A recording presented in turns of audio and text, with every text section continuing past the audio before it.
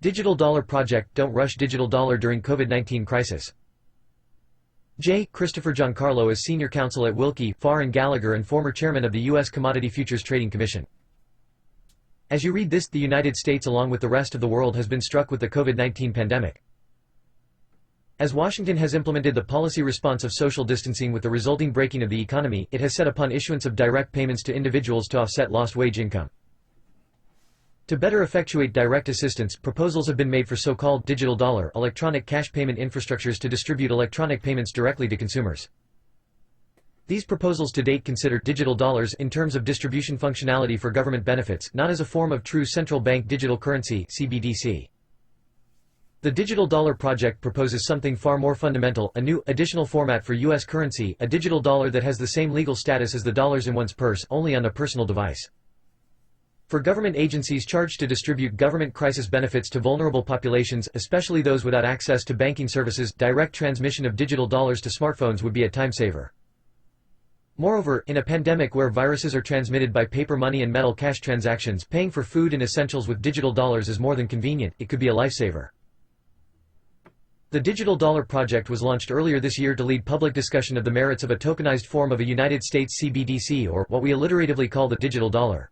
The project looks to encourage research and public dialogue on the potential advantages of a digital dollar, convene private sector thought leaders and act.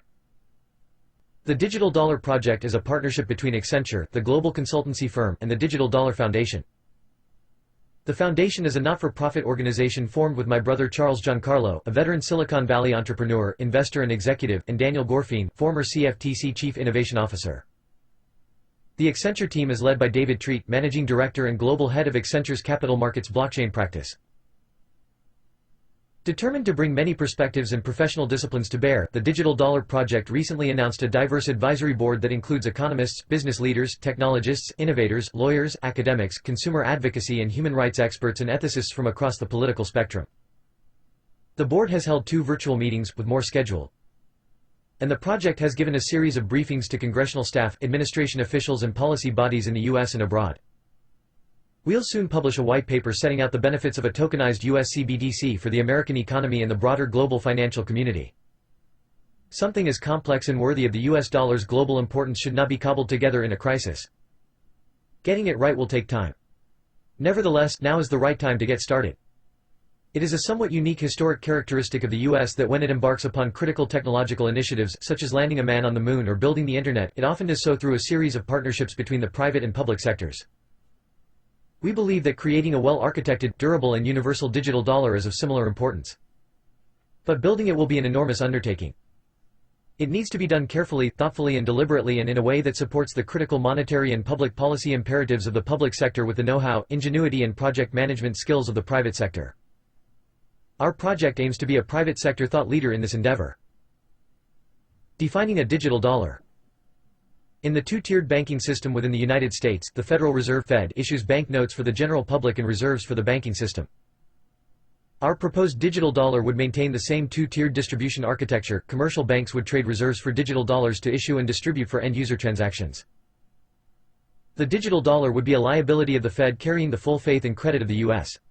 This is different from proposals from various banks, like J.P. Morgan, for bank tokens that are liabilities of their singular institutions. Nevertheless, we don't view a digital dollar as competitive with or antithetical to the development of private stablecoin efforts, many of which seek to tokenize commercial bank money. Private sector innovation should continue to be built atop public monetary infrastructure. Our proposed digital dollar would be tokenized. Tokenization is the act of turning an asset, good, right or currency into a digital representation with properties sufficient to attest and transfer ownership. In today's current world, cash is a physical token.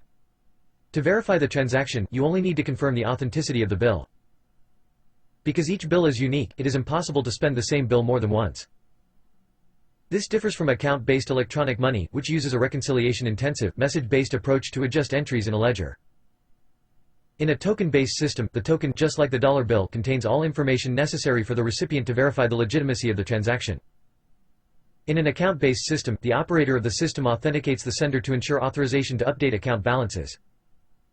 Physical cash, banknotes, are examples of token-based central bank money, and central bank reserve accounts and bank deposit accounts are examples of central bank account-based money. In a token model, distributed ledger technology (DLT)-based systems ensure uniqueness and prevent duplicate spends through a consensus model that provides secure transaction ordering. The consensus model, which provides a mechanism to design and control specific transaction features, can fall along a spectrum of centralization and decentralization, depending on public policy concerns and the desired features of the system. New format of money. The digital dollar is a much larger undertaking than just a federal government payments infrastructure. It means a tokenized, digital form of U.S. legal tender with all the future advantages and challenges it will engender. Its creation will likely be a source of fundamental innovations for the broader financial system. Combined with DLT, a tokenized digital dollar would be a new financial medium and new payment rail upon which central bank money can be sent and received. It would serve as an innovative financial market infrastructure that would be portable, sent as easily as a text, and allow settlement irrespective of space and time and bank access.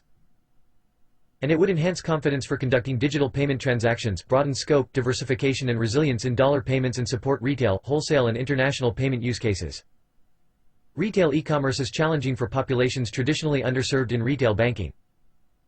A digital dollar would offer a new choice for digital transactions, instantaneous peer-to-peer payments, potentially lower costs and diversification of payment rails. It would grant economic actors greater autonomy, especially in times of heightened financial distress. As with any cash exchange, a retail digital dollar transaction would be complete as soon as possession changes. That is very different from other cashless payments, whether by credit card, wire, personal check or digital apps such as Zelle or Venmo, in which settlement is not complete until their banks have recorded, reconciled, and settled their respective debits and credits. Wholesale payments rest on national payment systems. They are normally conducted through interbank clearing using central bank money to settle securities and other large value payments. The role that central bank money plays in conducting large value payment transactions has important distributive effects. Current wholesale large value transactions are account-based and predominantly executed by banking and payment providers that have accounts with the Federal Reserve. Only organizations with Fed accounts can transact in central bank money.